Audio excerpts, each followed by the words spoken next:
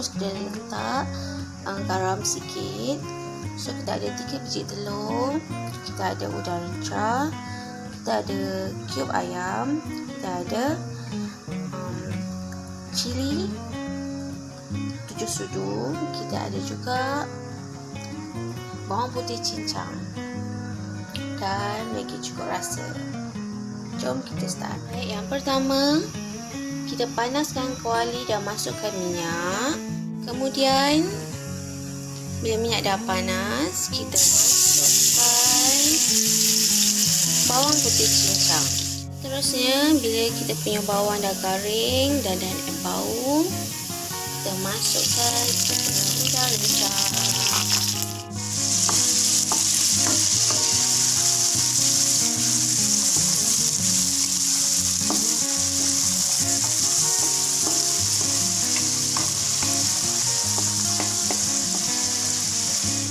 Masukkan cili kita sampai dia pecah minyak.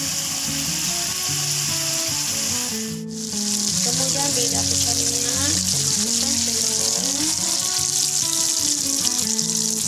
dan kita kacau-kacau.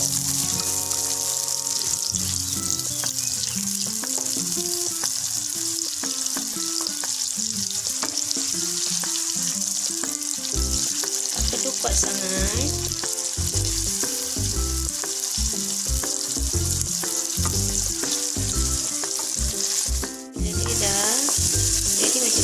Jadi macam betul-betul ni, kita boleh masukkan kita punya kiub ayam dan kita kacau-kacau dan simpan dia semua rasa. Kemudian kita letak Maggie cukup rasa. Yang terakhir sekali kita masukkan kita punya makaroni dan kita gaulkan sampai betul-betul sebagi semua kena, okey? Jangan ada yang tak kena.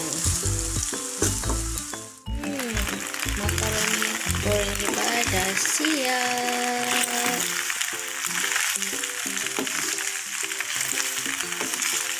Kalau siap, kita salut dah semua. Kita dah boleh tutup. Selamat menjamu selera.